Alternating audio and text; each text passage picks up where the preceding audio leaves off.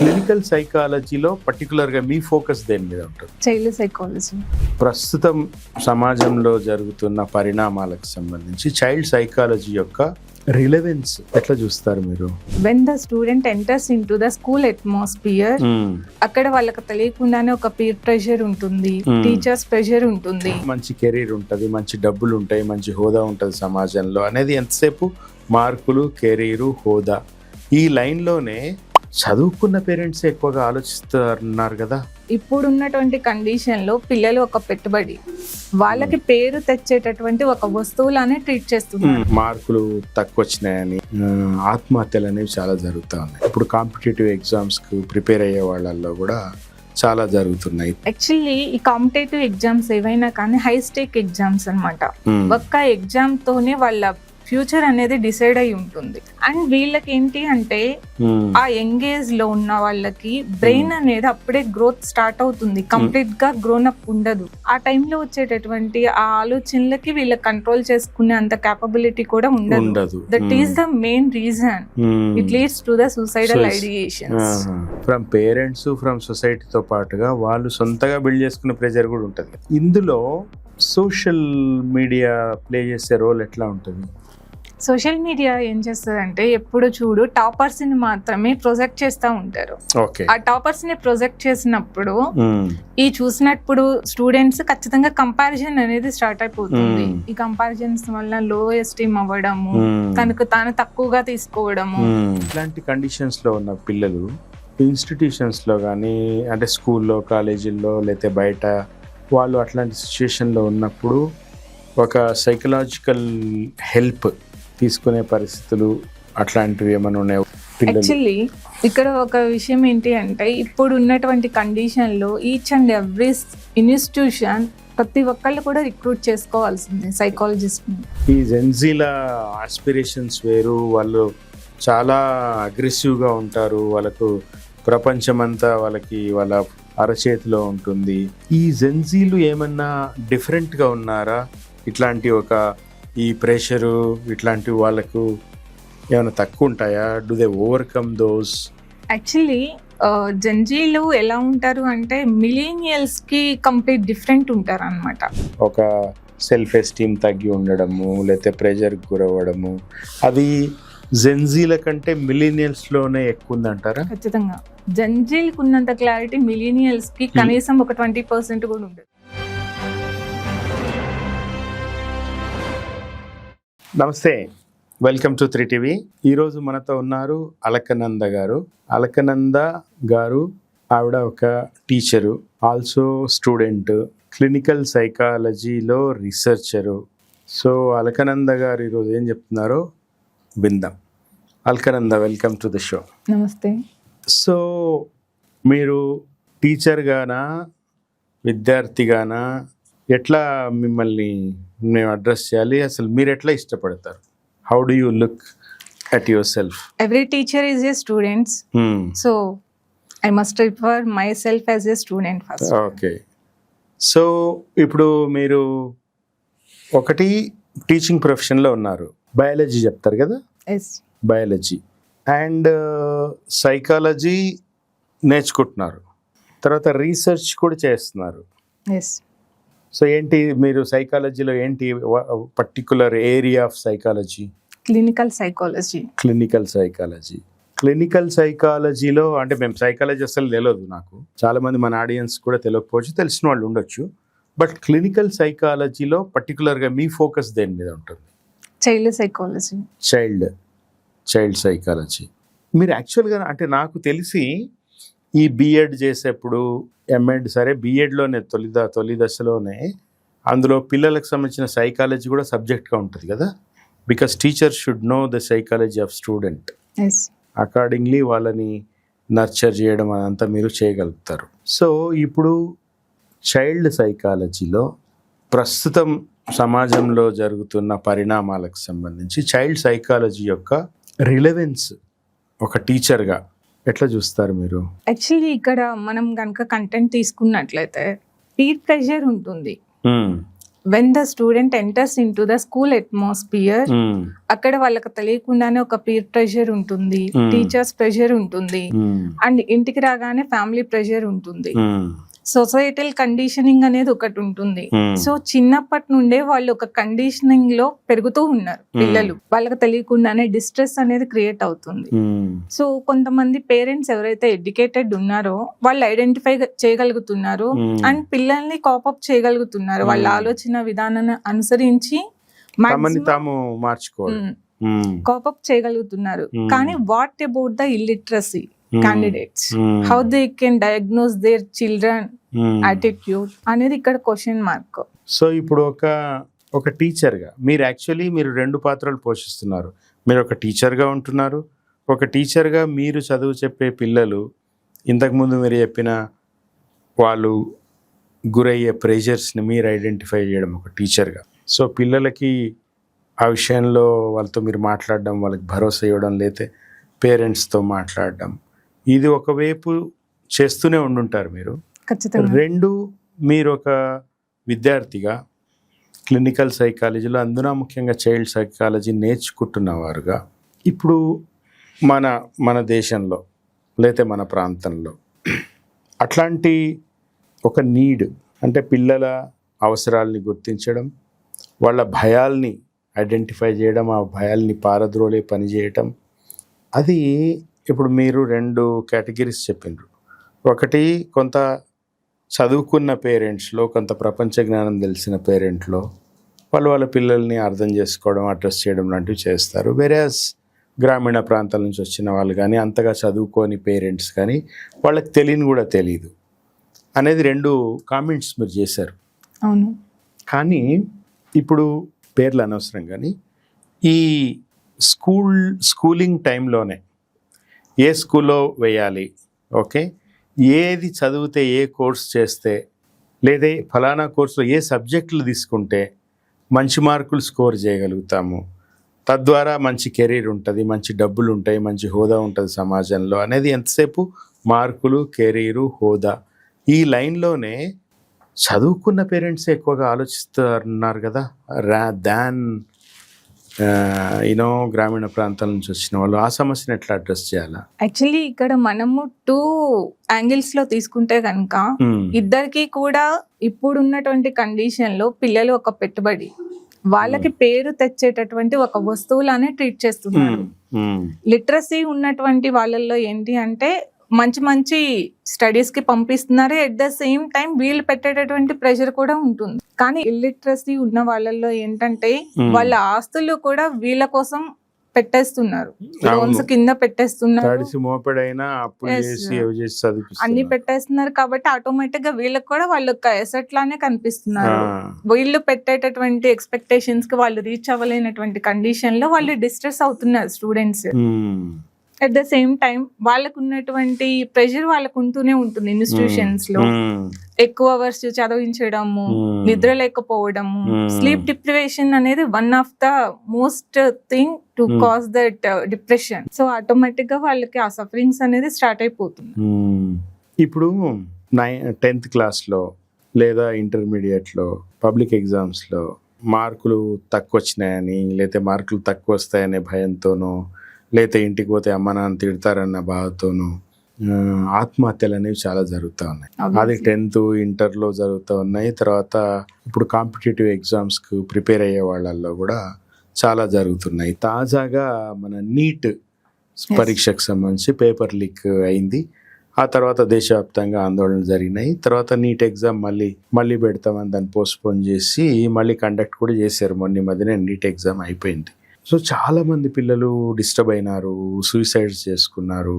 దీన్ని ఎట్లా చూడాలి? ఒకటి సరే, ప్రభుత్వాలు ఫెయిల్యూర్లు, లీకులు అదొకటి, కానీ అట్లాంటివి జరిగినా కూడా మళ్ళీ రాసుకుందాము, it's not end of the world అనే కాన్ఫిడెన్స్ పిల్లలలో లేకపోవడానికి ప్రధానంగా ఎవరు బాధ్యులు? దాన్ని ఏం చేయాలి? How do overcome that problem? Actually ఈ కాంపిటేటివ్ ఎగ్జామ్స్ ఏవైనా కానీ హై స్టేక్ ఎగ్జామ్స్ అన్నమాట. ఒక్క ఎగ్జామ్ తోనే వాళ్ళ ఫ్యూచర్ అనేది డిసైడ్ అయి ఉంటుంది. సో దానికి సంబంధించిన complete from the family side కానివ్వండి, లేకపోతే ఇన్స్టిట్యూషన్ సైడ్ నుండి కానివ్వండి, కాంపిటేటివ్ సెంటర్ సైడ్ నుండి కానీ ఉంటూనే ఉంటాయి. అండ్ వీళ్ళకి ఏంటి అంటే ఆ యంగ్ ఏజ్ లో ఉన్న వాళ్ళకి బ్రెయిన్ అనేది అప్పుడే గ్రోత్ స్టార్ట్ అవుతుంది, కంప్లీట్ గా గ్రోన్ అప్ ఉండదు. ఆ టైంలో వచ్చేటటువంటి ఆ ఆలోచనలకి వీళ్ళ కంట్రోల్ చేసుకునే అంత క్యాపబిలిటీ కూడా ఉండదు. That is the main reason it leads to the suicidal ideations. And next thing ఇంకొకటి ఏంటంటే కంటిన్యూస్ ఓవర్ స్టడీయింగ్. ఇప్పుడు మీకు పర్ డే వచ్చేసి 14 to 16 hours, that is the limited period. అంతకు మించి ఎక్కువ చదివించేటటువంటి ఇన్స్టిట్యూషన్స్ కూడా ఉన్నాయి. ఇంత హార్డ్ వర్క్ చేసి చదివినటువంటి ఒక ఎగ్జామ్ అనేది పేపర్ లీక్ వల్ల లేకపోతే ఎప్పుడు కండక్ట్ చేస్తారో తెలియనటువంటి ఒక అన్సర్టైనిటీ ఉన్నప్పుడు ఆ స్టూడెంట్స్ ఖచ్చితంగా ఒక డిప్రెషన్ స్టేట్ లోకి ఎంటర్ అవుతారు. ఎట్ ద సేమ్ టైం ఒక లో ఎస్టీమ్ అనేది ఉంటుంది, ఎందుకంటే వాడి చేతిలో ఏది ఉండదు. వాడు ఎంత కష్టపడినా కానీ అది వాడి చేతిలో లేనప్పుడు వాడికి ఏం చేయాలో అర్థం కాని ఒక హోప్లెస్నెస్ లకు వెళ్ళిపోతారు. True, very true. ఇప్పుడు నీట్ ఒకటి, తర్వాత చాలా పరీక్షలు, కాంపిటేటివ్ పరీక్షలు, తర్వాత ఎంప్లాయ్మెంట్ రిలేటెడ్ డిఎస్సీలు కానీ, లేకపోతే పబ్లిక్ సర్వీస్ కమిషన్లు, రాష్ట్రాల్లో ఉండే పబ్లిక్ సర్వీస్ కమిషన్లు, తర్వాత కేంద్రంలో యూపీఎస్సి. సో ఇవి how do you rate, how do you compare them? ఇందులో ఏ ఎగ్జామ్ కైనా కానీ సేమ్ మెంటల్ ప్రెషర్ ఉంటుంది, సేమ్ హార్డ్ వర్క్ ఉంటుంది, అదే విధంగా కన్సిస్టెన్సీ కూడా ఉంటుంది. ఇక్కడ ఏంటంటే వాళ్ళు ఆ సిచ్యువేషన్ ని ఓవర్కమ్ చేసే విధానంలో మాత్రమే డిఫరెన్సియేషన్ ఉంటుంది. ప్రతి ఒక్క స్టూడెంట్ కి ప్రెషర్ అనేది కామన్, కానీ ఆ ప్రెషర్ ని ఎలా ఓవర్కమ్ చేయాలి అనేది పర్సన్ టు పర్సన్ మారుతూ ఉంటుంది. That makes the difference. కానీ each and every competitive exam has that same pattern of. కానీ ఇప్పుడు ఉదాహరణకి యూపీఎస్సి ఉంది. యూపీఎస్సి రెగ్యులర్గా ఒక పద్ధతి ప్రకారం ఒక క్యాలెండర్ బేస్డ్గా జరుగుతూ ఉంటుంది. మీరు కరెక్ట్ చేయండి ఇఫ్ ఐఎమ్ రాంగ్. కానీ most state public service commission exams చాలా చోట్ల, చాలా రాష్ట్రాల్లో ఒక పద్ధతి పాడు లేకుండా వాళ్ళు జరుగుతూ ఉంటాయి, లీకేజ్లు అవుతుంటాయి. మళ్ళీ ఎప్పుడు పెడతారో పెడతారో లేదు తెలియదు. ఇప్పుడు డిఎస్సి లాంటివి కొన్ని రాష్ట్రాల్లో రెగ్యులర్గా సంవత్సరానికి 2 ఏళ్ళకి ఒకసారి వేస్తారు, కొన్ని రాష్ట్రాల్లో ఏళ్ళు గడుస్తున్నా వేయరు. అవి అవతల ఉద్యోగార్థులకి ఏజ్ అయిపోతూ ఉంటుంది.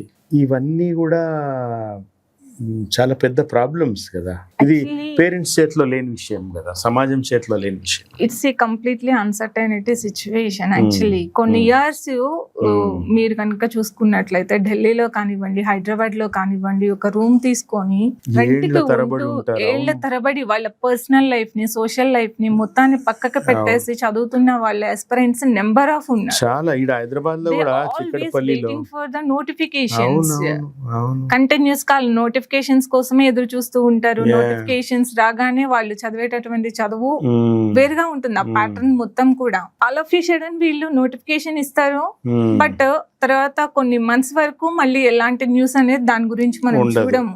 మనం గనక తెలుగు రాష్ట్రాల గురించి మాట్లాడుకున్నట్లయితే ఈ పొలిటీషియన్స్ ఎవరైతే ఉన్నారో సో కాల్డ్ ఎలక్షన్ స్టంట్ కోసం యూజ్ చేసుకుంటున్నారు ఈ నోటిఫికేషన్స్ ని.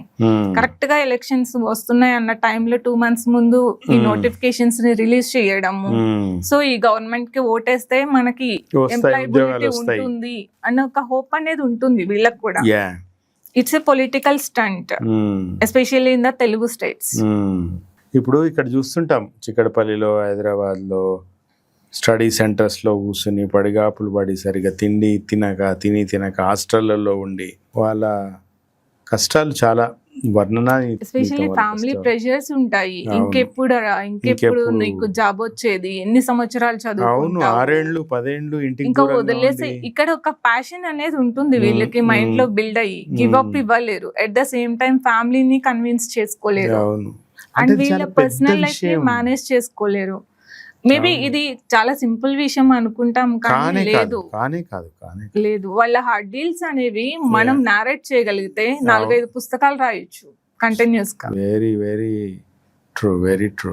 ఇప్పుడు యాక్చువల్లీ ఒక ప్రభుత్వ ఉద్యోగము అంటే చాలా పెద్ద విషయం కదా వాళ్ళకి.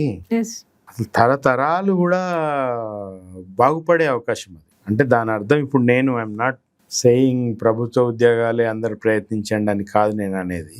రాను రాను యాక్చువల్లీ సొసైటీలో ఒక ఇది బిల్డ్ అయిపోయింది. గౌరవము. గవర్నమెంట్ ఎంప్లాయీ అంటే అదొక గౌరవం. ఒక సెక్యూరిటీ. కానీ ఒకటి, తల్లిదండ్రులు, ఇప్పుడు మనం ఇందాక మాట్లాడినాం కదా, తల్లిదండ్రులు, సమాజము, పీరు, తర్వాత క్యాండిడేట్ హిమ్సెల్ఫ్, వీళ్ళందరూ కూడా వాళ్ళు వాట్ దే గో త్రూ, వాళ్ళ ఆస్పిరేషన్స్, ఇవన్నీ ఒకటి. సరే, గవర్నమెంట్లు వాళ్ళ పాలసీలు, పాలన ప్రణాళికలు ఉండడము, లేకపోతే ప్రణాళిక రాహిత్యము, అవన్నీ బాధ్యత లేకపోవడం వాళ్ళకి సమాజం పట్ల, ఇవన్నీ క్రియేట్ చేసే ప్రాబ్లమ్స్, ఇవన్నీ ఓకే. కానీ బై అండ్ లార్జ్ ఉద్యోగాల కోసం, అంటే ఇప్పుడు డిగ్రీలు చదివి బయటకు వచ్చిన వాళ్ళు కావచ్చు, ఇంటర్మీడియట్ చదివి లేకపోతే పీజీ చేసి బయటకు వచ్చిన వాళ్ళు, ఈరోజు మారుతున్న సమాజంలో, ఒక క్యాపిటలిస్టిక్ సొసైటీలో, ప్రపంచమంతా ఈరోజు క్యాపిటలిజమే నడుస్తున్నది కదా. ఇట్లాంటి ఒక సందర్భంలో ఈ ప్రభుత్వ ఉద్యోగాలు అనే ఒక అంటే పిచ్చిలో ఎందుకు పడాలా, ఎందుకు బయటికి రారు, అది కూడా ఆలోచించాల్సిన అవసరం ఉందా లేదా? It's a loop. ఖచ్చితంగా ఆలోచించాలి. ఏ ఎంప్లాయబిలిటీ అయినా, ఏదో ప్రైవేట్ కానివ్వండి, గవర్నమెంట్ కానివ్వండి, దేనికి ఉండాల్సిన ప్రెషర్స్ దానికి ఉన్నాయి, దేనికి ఉండాల్సిన ఎర్నింగ్స్ దానికి ఉన్నాయి, దేనికి ఉండాల్సిన రెస్పెక్ట్ దానికి ఉంది. సో ఇక్కడ సర్వైవలెన్స్ అనేది ఇంపార్టెంట్. వాళ్ళు ఎలా సర్వైవ్ అవుతున్నారు, ఏం చేస్తున్నారు అనేది ఇంపార్టెంట్ కాదు. వాళ్ళు కంఫర్ట్ ఉన్నారా లేదా వాళ్ళ జాబ్ తో అనేది ఇంపార్టెంట్. అల్కనంద, ఇప్పుడు ఈ విద్యార్థుల్లో ఈ స్ట్రెస్కి కారణము పీర్ ప్రెషరు, లేకపోతే పేరెంట్స్ ప్రెషరు. చాలా చోట్ల చాలాసార్లు స్టూడెంట్స్ తమకి తాము సొంతగా బిల్డ్ చేసుకునే ప్రెషర్ కూడా ఉంటుంది కదా. సో వాళ్ళు కూడా ఏదో నేను అచీవ్ చేయాలి జీవితంలో అనుకుంటారు, రకరకాల కారణాల వల్ల కోప్ కాలేకపోతుంటారు, మిగతా తన సహాధ్యాయులతో పాటు పోల్చుకుంటూ ఉంటారు. సో ఆ ప్రెషరు ఫ్రమ్ పేరెంట్స్, ఫ్రమ్ సొసైటీతో పాటుగా వాళ్ళు సొంతగా బిల్డ్ చేసుకునే ప్రెషర్ కూడా ఉంటుంది కదా. ఖచ్చితంగా ఉంటుంది. అండ్ ఇందులో సోషల్ మీడియా ప్లే చేసే రోల్ ఎట్లా ఉంటుంది? సోషల్ మీడియా ఏం చేస్తుందంటే, ఎప్పుడు చూడు టాపర్స్ ని మాత్రమే ప్రొజెక్ట్ చేస్తూ ఉంటారు. ఆ టాపర్స్ ని ప్రొజెక్ట్ చేసినప్పుడు ఈ చూసినప్పుడు స్టూడెంట్స్ ఖచ్చితంగా కంపారిజన్ అనేది స్టార్ట్ అయిపోతుంది. ఈ కంపారిజన్స్ వల్ల లో ఎస్టీమ్ అవ్వడము, తనకు తాను తక్కువగా తీసుకోవడము, సెల్ఫ్ నెగటివిటీ అనేది ఎక్కువ అవ్వడం వల్ల ఈ డిస్ట్రెస్ అనేది ఎక్కువ అవుతుంది, ఎక్స్ప్లాయిడ్ అవుతుంది ఒక్కసారిగా. యాక్చువల్గా ఈ గెలుపు అనేది చాలా సెలబ్రేషన్ చేసుకోవాల్సిన విషయము, గెలుపు అనేది చాలా గొప్ప విషయముగా ఉండిపోయింది అందరి మెదళ్లలో. అది I think that is causing lot of stress. గెలిచి తీరాలి, ఎట్లయినా గెలవాలి, సక్సెస్ సాధించాలి అనేది. It's okay to lose, it's okay if you fail, it's okay if you can't cope. ఇట్లాంటిది మనము వెస్ట్రన్ సమాజంలో ఎక్కువ చూస్తాం. అవును, మన దగ్గర అన్ఫార్చునేట్లీ ఇంకా రాలేదు. వస్తుంది అనుకుంటున్నారా? ఇక్కడ ఎడ్యుకేషన్ రిఫార్మేషన్ అనేది కంప్లీట్ గా మారితే మనం అలాంటి సొసైటీని చూడగలము. ఇప్పుడు ఉన్నటువంటి దాంట్లో అయితే మనం చూడడానికి హైలీ ఇంపాసిబుల్. మీరు వెస్టర్న్ కంట్రీస్ ఎడ్యుకేషన్ సిస్టమ్ ను చూసినట్లయితే అక్కడ స్టార్టింగ్ ఎవరు కూడా నర్సరీలో లెటర్స్ నేర్పించడము, నెంబర్స్ నేర్పించడము, వాళ్ళని ఇది చేయడము అలా ఏమి ఉండదు, ఎలాంటి ప్రెషర్స్ ఉండదు. Simply they can go to school and they can go through some activities. ఆడుతూ పాడుతూ నేర్చుకుంటారు. కుకింగ్ కానివ్వండి, లేకపోతే సంథింగ్ స్లైసింగ్ కానివ్వండి, వెజిటేబుల్స్ కట్టింగ్ కానివ్వండి, they can go through the activities. That is the reason they are enjoying that atmosphere in fact. But ఇక్కడ మనం ఏం చూస్తాం, నర్సరీ స్టూడెంట్ ఏడుస్తూ ఉంటే బలవంతంగా కాళ్ళు చేతులు తీసుకొని వెళ్ళి స్కూల్లో వదిలేసే పేరెంట్స్ ని చూస్తాం. ఆ కైండ్ ఆఫ్ ఎన్విరాన్మెంట్ అనేది ఫస్ట్ మారాలి. ఇక్కడ లవ్ అనేది ప్రేమతో నేర్చుకోవాలి, కానీ ఎక్కడ కూడా స్ట్రెస్ తో నేర్చుకునేటటువంటి ఎన్విరాన్మెంట్ అనేది ఉండదు. అది పోయేంత వరకు ఇలాంటి చేంజెస్ అనేది మనం చూడలేము. సో ఈ ప్రెజర్ లో ఉండే విద్యార్థులు, మరి చిన్నపిల్లలను వదిలేసిండి కానీ కొంత ఇప్పుడు కాంపిటేటివ్ ఎగ్జామ్స్ రాస్తున్న వాళ్ళు అనుకోండి, లేతే హై స్టేక్ ఎగ్జామ్స్ రాసేవాళ్ళు, లేతే బోర్డ్ ఎగ్జామ్స్ రాసేవాళ్ళు, 10th డిగ్రీలు ఇంటర్లు రాసేవాళ్ళు, వాళ్ళలో ఆ ప్రెషర్ని కోప్ చేసుకునే మెకానిజం డెవలప్ అవ్వాల్సిన అవసరము ఉంది కదా. అది ఖచ్చితంగా ఉంది. ఎట్లా సాధ్యం అవుతుంది అది? వాళ్ళకి ఒక నెగిటివ్ థాట్ అనేది స్టార్ట్ అవ్వగానే Hmm. ఫస్ట్ పేరెంట్స్ తో షేర్ చేసుకునేటటువంటి ఒక ఫ్రెండ్లీ అట్మాస్ఫియర్ అనేది ఉండాలి. ఇంటి దగ్గర ఉండాలి, ఇంటి దగ్గరే ఉండాలి, లేదంటే పీర్ గ్రూప్ తో షేర్ చేసుకోగలగాలి, లేదంటే టీచర్స్ తో షేర్ చేసుకోగలగాలి. అలా షేర్ చేసుకుంటే నన్ను ఇన్సల్ట్ చేస్తారు అనే థాట్ వాడి మైండ్ లో వచ్చింది అంటే కనుక వాడికి వాడే సోషల్ కండిషనింగ్ నుండి దూరంగా వెళ్ళిపోతూ ఉంటాడు. ఒక ఐసోలేషన్ అనేది స్టార్ట్ అయిపోతుంది. ఈ ఐసోలేషన్ వల్ల ఆ స్టిగ్మా అనేది డెవలప్ అవుతుంది. It leads to the trauma. So he can't share with anyone. నన్ను హేళన చేస్తారేమో, నన్ను తక్కువ చేసి చూస్తారేమో, టీస్ చేస్తారేమో, జడ్జి చేస్తారేమో, లేబుల్ చేస్తారేమో. These are all the factors. So అప్పుడు ఇంట్లో కూడా చెప్పుకోలేరు వాళ్ళు. ఇంట్లో వాళ్ళు ఎట్లా తీసుకుంటారో దీన్ని, రేపటి నుంచి నాకేం ట్రీట్మెంట్ ఉంటుందో. మెయిన్ మన సొసైటీలో నడిచేది ఏంటంటే ఒక సైకలాజికల్ ప్రాబ్లం ఉంది అంటే గనుక వాళ్ళని జడ్జి చేయడం స్టార్ట్ చేస్తాము. వాడు అలా అట, వీడు ఇలా అట. అవును. సో ఇది మారినంత వరకు అలాంటి వాళ్ళు ఎలాంటి ప్రాబ్లం ఉన్నా చెప్పుకోలేరు ఫ్రీగా. చాలా సినిమాల్లో మనం చూస్తుంటాం, తెలుగు సినిమాల్లో ముఖ్యంగా, సరిగా చదవని పిల్లలు గాని, లేతే ఉద్యోగం చేయాల్సిన వయసు వచ్చి ఉద్యోగం రాని కొడుకులని గాని ఇళ్లలో వాళ్ళు ముఖ్యంగా నాకు ఎక్కడ చివుకు అనిపిస్తుంది అంటే భోజనం చేస్తున్నప్పుడే ఎక్కువ తిడుతుంటారు. అది దొరికేది ఆ టైంలోనే అనుకుంటారు. అదే, కానీ ఎంత న్యూనతలకు గురైతారు పిల్లలు అనేది వాళ్ళు ఆలోచించరు. ఒకళ్ళని మనం బ్లేమ్ చేయాలంటే ఒకటికి 100 సార్లు ఆలోచించాలి. ప్రతిదీ పక్కవాడు అర్థం చేసుకోగలడు. ప్రతి ఒక్కడికి కాగ్నిటివ్ డెవలప్మెంట్ అనేది ఉంటుంది. He knows everything to analyze and interpret the words what we are using in front of them. కాకపోతే ఏంటంటే వాడికి ఉన్నటువంటి స్ట్రెస్ అనేది వీళ్ళు ఏం మాట్లాడుతున్నారు అనేది తెలియకుండా చేస్తుందేమో ఆ టైంలో. ఎక్కువ పేరెంట్స్ దగ్గర నుండే ఇలాంటిది ఉంటది. ఎస్పెషల్లీ ఎవరైతే యూత్ ఉన్నారో when they entered into the 24 or 25, if they has that unemployability, ఇంకా అంతే, స్మాషింగ్ వారు ఇన్కాపబుల్. నిజానికి అప్పటిదాకా ఉందో లేదో గానీ అప్పటి నుంచి మొదలవుతుంది ఆ ఇన్కాపబిలిటీ వాళ్ళలో బిల్డ్ అయితే వస్తుంటది. ఒక ఇందులో ఎలా ఉంటుందంటే ఒక బైపోలారిజం అనేది మనం చూస్తాము.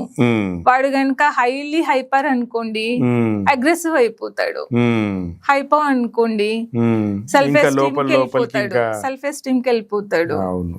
ఇప్పుడు మన దగ్గర సో ఇట్లాంటి కండిషన్స్లో ఉన్న పిల్లలు ఇన్స్టిట్యూషన్స్లో కానీ, అంటే స్కూల్లో, కాలేజీల్లో, లేకపోతే బయట వాళ్ళు అట్లాంటి సిచ్యుయేషన్లో ఉన్నప్పుడు ఒక సైకలాజికల్ హెల్ప్ తీసుకునే పరిస్థితులు అట్లాంటివి ఏమైనా ఉన్నాయి? ఉదాహరణకి ఇప్పుడు అల్కనంద అనే ఒక టీచర్ ఉన్నారు. ఆ అల్కనంద మామూలు టీచరే కాకుండా ఆమె క్లినికల్ సైకాలజీ చేస్తున్న విద్యార్థి కూడా. సో ఆమెను అడుగుదాం మనకి ఏమైనా హెల్ప్ చేస్తేమో, లేదా అట్లాంటి హెల్ప్ సెంటర్స్ కానీ who do they approach? Actually ఇక్కడ ఒక విషయం ఏంటి అంటే ఇప్పుడు ఉన్నటువంటి కండిషన్లో ఈచ్ అండ్ ఎవ్రీ ఇన్స్టిట్యూషన్ ప్రతి ఒక్కళ్ళు కూడా రిక్రూట్ చేసుకోవాల్సిందే సైకాలజిస్ట్ని. ఎందుకంటే ఆ సైకాలజిస్ట్ స్థాయి నుంచి అవసరం అంటారు. అది స్కూల్ దగ్గర నుంచి చిన్న పిల్లల నుండి సఫర్ అవుతూనే ఉన్నారు కదా.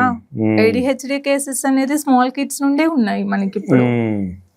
సో చిన్న పిల్లల నుండి ADHD అంటే అది మనం ఫోకస్ చేయలేకపోవడము, ఎవరితో మింగిల్ అవ్వలేకపోవడం, ఫోబియాలో ఉండడం. ఇప్పుడు అదో హిందీ సినిమా వచ్చింది అమీర్ ఖాన్ ది తారే జమీన్ పర్, అంటే డిస్లెక్సియాకి సంబంధించి. సో అట్లాంటివి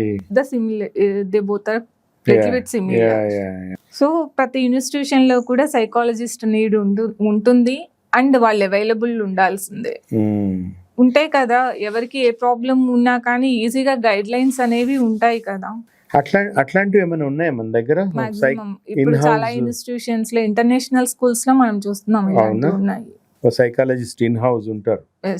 బట్ స్టేట్ స్కూల్స్ ఇవి ఇంకా రాలేదు. యాక్చువల్లీ ప్రభుత్వాలకి విజ్ఞప్తి, ఇది మారుతున్న సమాజంలో చాలా ప్రతినిత్యము ఉరుకులు పరుగుల జీవనంలో ప్రెజర్ చాలా బిల్డ్ అయ్యే పరిస్థితుల్లో ఐ థింక్ ప్రభుత్వాలన్నీ కూడా ఆలోచించాలి. కేంద్రం కానీ రాష్ట్రం కానీ స్కూళ్ళల్లో కంపల్సరీగా ఒక సైకాలజిస్ట్ ఉండడమో, లేకపోతే దానికి సంబంధించిన ఏమో మేబీ కరికులంలో కూడా అట్లా ఏమైనా భాగం చేయొచ్చా దాన్ని, ఒక పీరియడ్ ఉండడం దానికి సంబంధించి? చేయాలి ఖచ్చితంగా. పీఈటీ పీరియడ్స్ ఎలా ఉన్నాయో, సబ్జెక్ట్ పీరియడ్స్ ఎలా ఉన్నాయో, అలానే సైకాలజిస్ట్ కూడా ఉంటారు.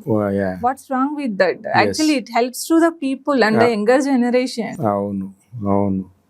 సో ఇది ఐ థింక్ చాలా ఇంపార్టెంట్ సూచన పాలసీ మేకర్స్కి, రాజకీయ పార్టీలకి. తర్వాత అల్కనంద, ఇప్పుడు సైకాలజికల్ ప్రిన్సిపల్స్ ఆధారంగా ఈ సూసైడ్ రిస్క్లోకి ఎక్కువగా పోయేవాళ్ళు ఈ స్టూడెంట్స్కి, అది నీట్ ఆస్పిరెంట్స్ కానీ, ఎనీ కాంపిటేటివ్ది కానీ, లేకపోతే ఈ ఫ్యాక్టరీలో ప్రతినిత్యం 16-18 గంటలు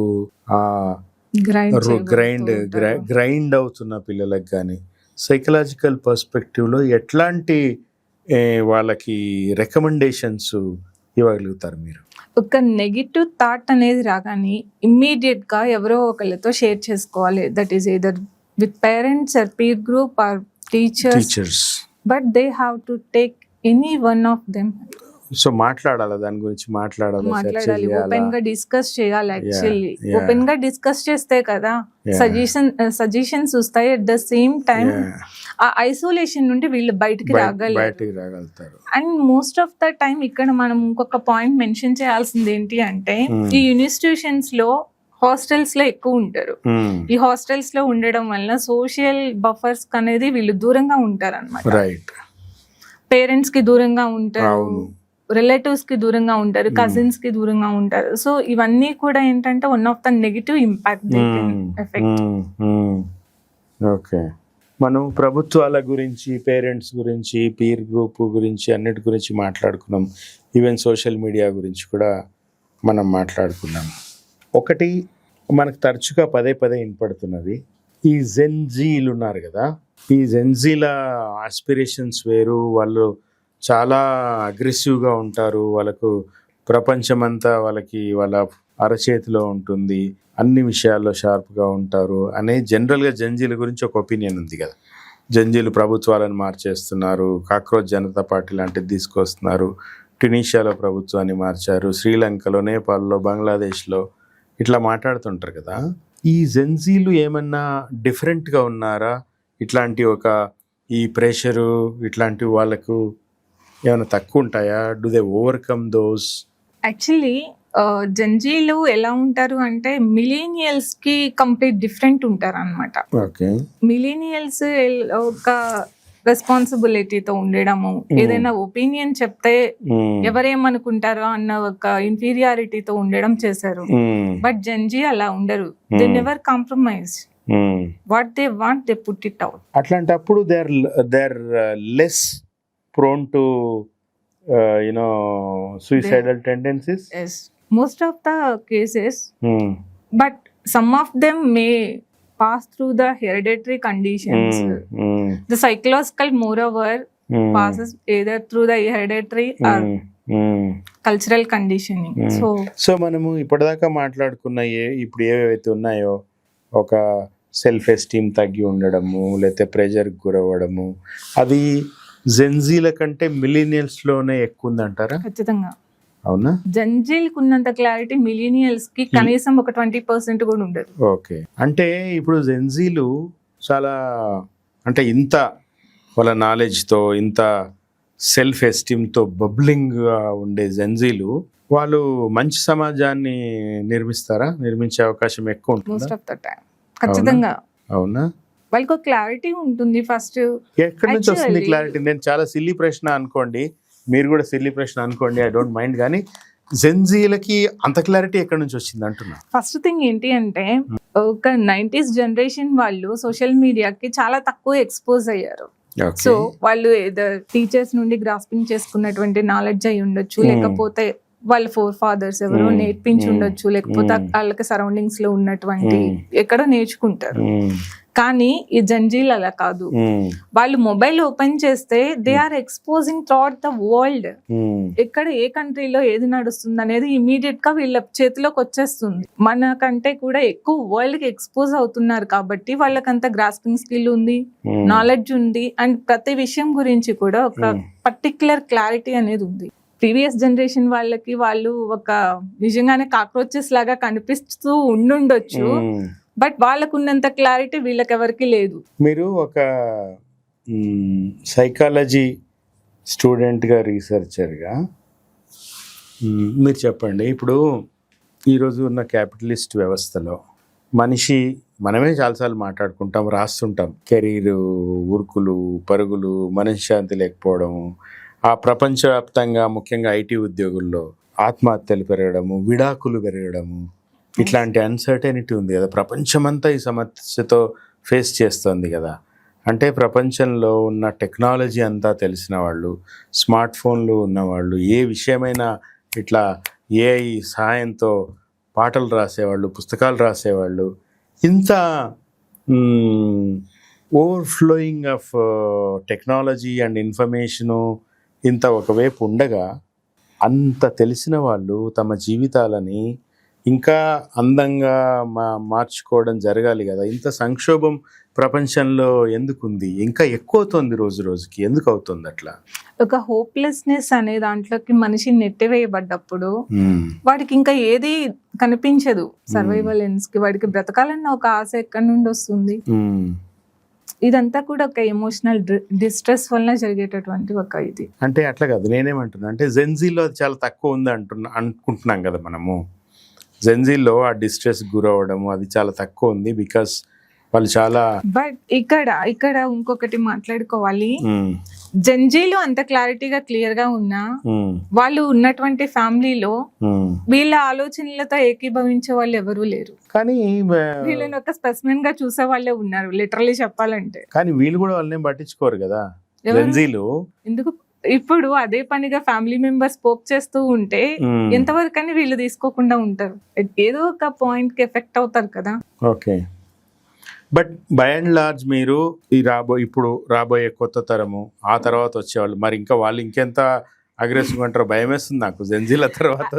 అగ్రెసివ్నెస్ అనేది లేదు, యాక్చువల్లీ ఓపెన్ గా చెప్పడం అనేది అగ్రెసివ్ లాగా అనిపిస్తుంది. అంటే పోనీ అగ్రెసివ్ ఇన్ పాజిటివ్ లేదు.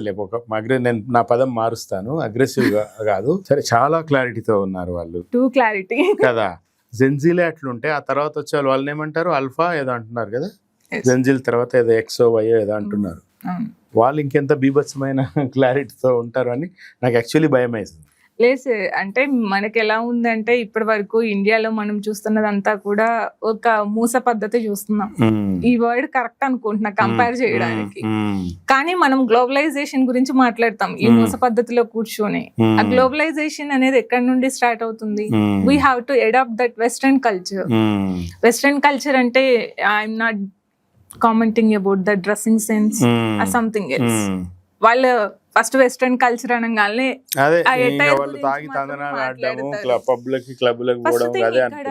మనం ఇంకొక విషయాన్ని టచ్ చేయగలిగితే, ఒకానొక టైంలో బైసెక్షువల్ కానివ్వండి, లేకపోతే ట్రాన్స్జెండర్స్ ని కానివ్వండి, సొసైటీ ఎక్కడ యాక్సెప్ట్ చేయలేదు.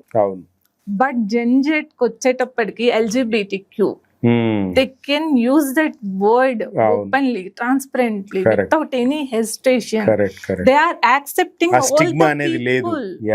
They are accepting all the people. Correct. So what's wrong with that? They can pose that question in return. So correct, we are seeing that much of upgraded humanity in the Gen. We have to welcome that actually. మనం కనీసం మనుషులుగా కూడా చూడని వాళ్ళని వాళ్ళు దగ్గరగా తీసుకుంటున్నారు. చాలా ఇంపార్టెంట్ పాయింట్ మీరు చెప్పింది. సో ఈ రాబోయే రోజుల్లో, రాబోయే తరాలు ఇంకా చాలా లర్న్డ్ గా వాళ్ళు ఉండడము, మొత్తం ప్రపంచం పట్ల అవగాహన ఉండడము, మొత్తానికి మంచి రోజులు వస్తాయి అని అంటారు మీరు. ఖచ్చితంగా, హోప్ఫుల్లీ. ఓకే, మీకు ఉద్యోగాలు పోతాయిగా అప్పుడు సైకాలజిస్టులకి? పోనివ్వండి. ఒక జనరేషన్ బాగుంటుంది అంటే employability is not the important కదా. ఇక్కడ ఎవరు ఉన్నా హ్యాపీగా ఉండాలి. లేదులే, అట్లే ఉండదు కానీ సరదాగా అంటున్నా కానీ. బట్ సమాజంలో అన్ని ప్రొఫెషన్స్ అవసరం చాలానే ఉంటుంది. రీసెంట్ గా ఇప్పుడు మనం రీల్స్ గురించి కూడా మాట్లాడుకోవాలి. రీసెంట్ గా ఒక రీల్ చూసాము. ఆ రీల్ లో ఏంటంటే వీళ్ళు ChatGPT లో ఫోటో ఎడిటింగ్స్ వస్తున్నాయి కదా. ఆ అమ్మాయి ఇన్స్ట్రక్షన్స్ ఇస్తా ఉంటది. ChatGPT ఆ అమ్మాయి ఇచ్చినటువంటి ఇన్స్ట్రక్షన్ కాకుండా అడిషనల్ గా ఎక్స్ట్రా ఫీచర్స్ యాడ్ చేస్తూ ఉంటారు.